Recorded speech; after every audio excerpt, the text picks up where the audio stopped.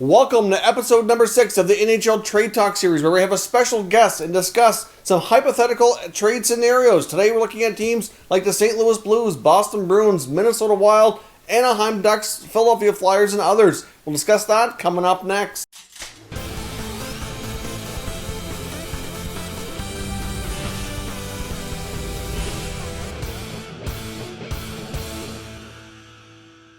So welcome back to another video here at Top Shelf Hockey. Now, as I mentioned, this is episode number 6 of our new series. We try to put a game show feel onto a series here where we have a special guest and discuss a hypothetical trade scenario. So I have 3 scenarios I provide to the guests, and I get their opinions on which player is more likely to be traded. And of course, I'll give you my 2 cents on that scenario here as well. So today's special guest is John from Off the Wall Hockey. Certainly another great hockey channel. His link will be in the pinned comment in the description down below. So certainly go check out his channel if you're not already familiar, and consider giving him a subscription. The first scenario I asked John to take a look at here was a couple of Philadelphia Flyers players in Jake Voracek and JVR. Hey everybody, it's John here from Off the Wall Hockey, and I want to start by giving a huge thank you to Top Shelf Hockey for having me on to be a part of this spectacular NHL Trade Talk series where we look at different NHL players and talk about who's more likely to be traded. To start off with this one, we're going to be looking at a couple of Philadelphia Flyers. We have Jake Voracek or James Van Riemsdyk.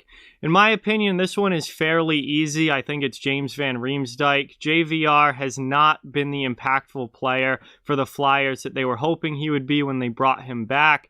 They signed him a couple years ago.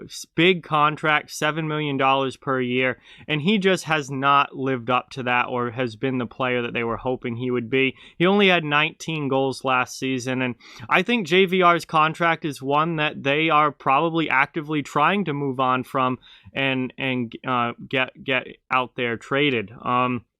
Whether that happens or not remains to be seen. Contracts like that are a little bit difficult to get moved, especially in today's NHL climate with the flat cap. They would almost certainly have to retain salary on that if they were to move JVR. So I'm not sure how likely it is that he actually does get moved, but I can imagine Philadelphia is probably trying. On the other hand, we have Jake Voracek, and I don't think Jake Voracek is going anywhere. This is a guy who continues to be one of the most underrated players in the NHL.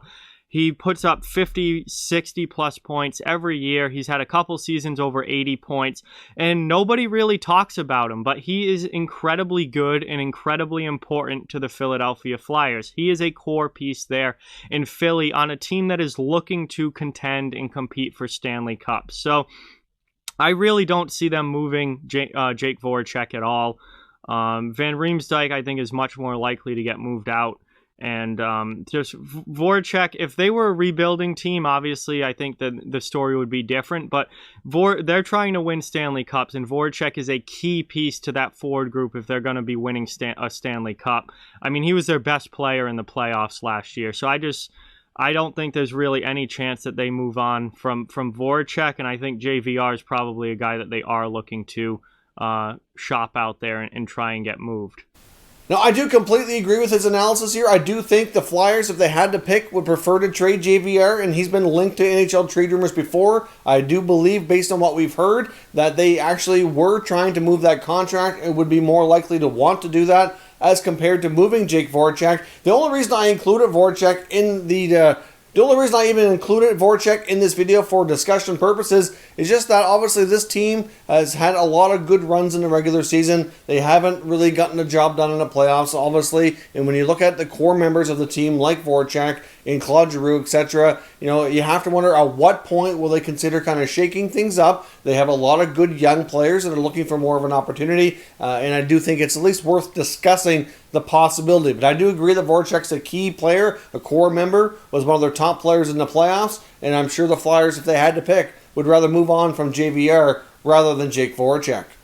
Now, next up, I asked John to take a look at a couple of young defensemen, including one from his favorite team, the Boston Bruins. So in this scenario, we're looking at Vince Dunn or Brandon Carlo. Number 2, we have a couple of defensemen here, Vince Dunn or Brandon Carlo. So this is a really, really interesting one.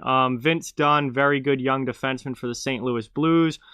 does not have a contract for next season as of yet. He's still an RFA. And then we have Brandon Carlo, another very good young defenseman for my team, the Boston Bruins.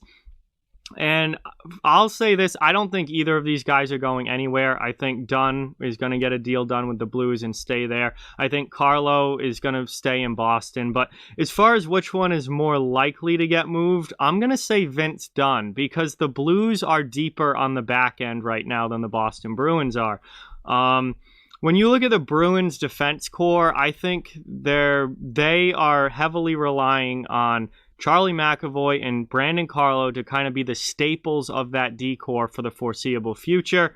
Both young guys who have had very good careers so far and are still in their early 20s, just kind of getting going at the NHL level and have a lot of upwards potential. I think you're going to see Carlo and McAvoy be the staples of the Bruins D for years to come. And I really don't see them moving on from Brandon Carlo. He's just such a good defensive defenseman. He's really become a shutdown guy for Boston. One of their top shutdown guys. The offensive production hasn't really been there. He hasn't put up a lot of points or anything like that, but he is so good in his own zone. When you look at the St. Louis Blues, they've got a lot of good pieces on that back end. And Vince Dunn, obviously, I don't think they want to move on from. And I don't think they want to trade him. And I most likely don't think they will. But I think he's more likely to get moved than Carlo is, because if you take Vince Dunn out of that Blues defense core, they still have Torrey Krug, who they just signed. They still have Colton Parayko, who's kind of that young, up-and-coming superstar defenseman that they're hoping really takes that next step this coming season. They still have, Marco Scandella there, who they've signed to a decent longer-term deal. They still have veteran guys like Gunnarsson and Bortuzzo. Like, they're deep on the back end. Yes, they lost Pietrangelo, but they're still deep on the back end. Boston at this point is not very deep on the back end, especially with Torrey Krug gone now. They're going to be heavily relying on Matt Grzelcyk, Brandon Carlo, and Charlie McAvoy to be the future of that Bruins defense. So I really don't see them moving on from Carlo. Dunn, I think the Blues could live without. They don't want to, but they could. Whereas Boston, I don't really think if you take Brandon Carlo out of that D, you're in big trouble. So I would say Dunn, but I don't think either of them actually do get moved. Now, of course, the reason I included both of these players is they both kind of had their fair share of rumors surrounding them during this past offseason. Of course, Vince Dunn remains unsigned with the St. Louis Blues, so when players don't have contracts and things are taking a long time to get a deal done, bound to have some people talking and some rumors surfacing on that particular player. So obviously he's been in the rumor mill a little bit. We've heard Brandon Carlo's name mentioned in a potential Bruins blockbuster deal where they apparently were having discussions with the Calgary Flames about a significant trade. Now, I don't think the Bruins would ideally prefer to trade Carlo. I was a little surprised his name was the one mentioned in there. Obviously, with Torrey Krug departing via free agency, and there not being a lot of certainty right now about Captain Zdeno Chara returning, I would think that Bruins blue line is obviously lacking a lot of depth, and I would think, if anything, Don Sweeney would want to add to the blue line, not subtract. Now, I agree with John, that the Blues have a much deeper blue line in that sense, so you would think that if you had to pick, Dunn would be the more likely one to be traded, because they could afford to trade him more so than the Bruins would trade Carlo. But at the same time, I might think Carlo might be more likely here just because of the fact that he's been linked to more rumors, I think, than Dunn has. And if the Bruins could bring back a package of players that would include another defenseman, maybe a forward, like a bigger deal like we talked about with the Flames, then I do think that might be a trade scenario that possibly would be more likely to happen. So it's kind of tough to pick. It's really 50-50 in my part. I'm going to pick Carlo just to be different here, but ultimately I'm not sure that either team would want to trade either player. Obviously, if the right deal comes calling, now you know that Don Sweeney and Doug Armstrong would both listen. They're not afraid to take the big swing here at a home run trade. Now lastly here, I have John analyze a couple more defensemen and a couple of guys who have also been in the rumor mill a fair bit, one more so than the other, I think it's fair to say, and that's Minnesota Wild defenseman Matt Dumba and Ducks defenseman Josh Manson.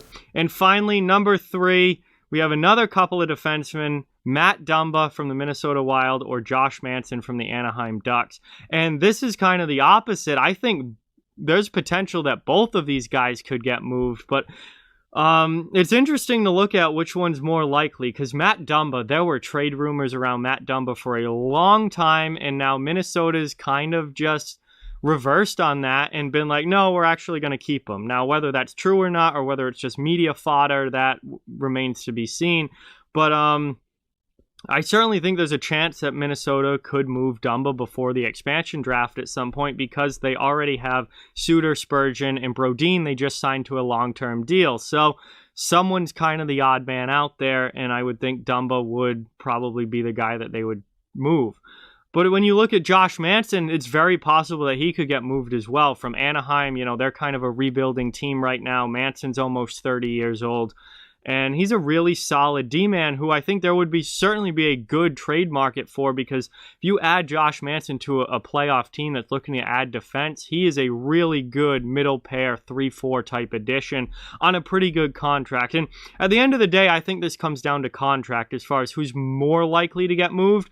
I'm going to say Josh Manson, because it's going to be a lot easier to move Josh Manson's contract at $4.1 million than it is going to be to move Matt Dumba at $6 million per year. In today's NHL climate, with the flat cap and most teams having little to no cap space, moving a $6 million player like Matt Dumba is not an easy thing to do.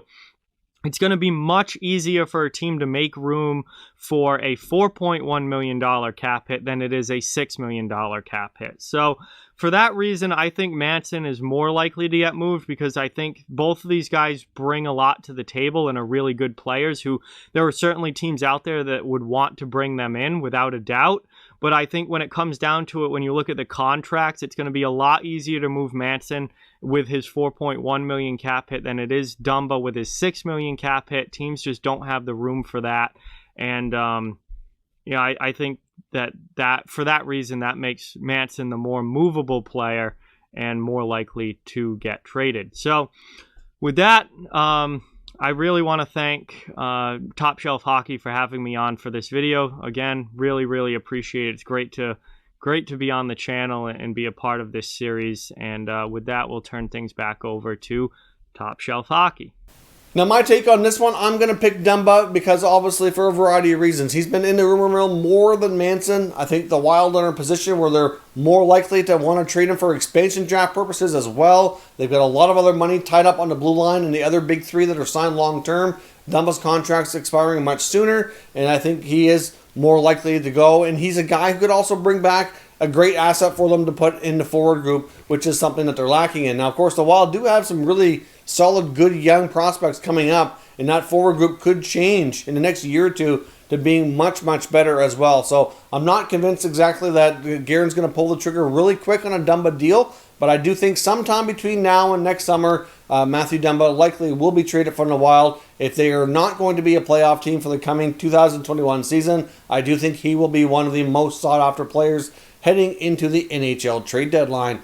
Now, again, of course, I want to thank John from Off the Wall Hockey for coming on. I certainly encourage you to leave some comments down below. Let us know what you think of these players and which one you think would be more likely to be traded. And also continue to leave comments about which other hockey channels you would like to see participate in this series. Like I said before, I just want to have a good, entertaining discussions with other hockey channels. Doesn't matter to me how many subscribers they have. I don't care if they have 100, 500, 5,000, 50,000. Makes no difference to me. That's not what we're looking for here. I just want some entertaining personalities to talk to. So leave your other recommendations down below. I am in discussions with a number of other channels as well. So we'll see who else we can bring on here in this series. But I always want feedback on that from you as well. So let me know down below. And of course, if you're not subscribed to your Top Shelf Hockey yet, I certainly would hope you consider doing so. We keep you up to date with everything around the NHL 365 days a year. Thank you very much for watching, everybody. And we will catch you next time.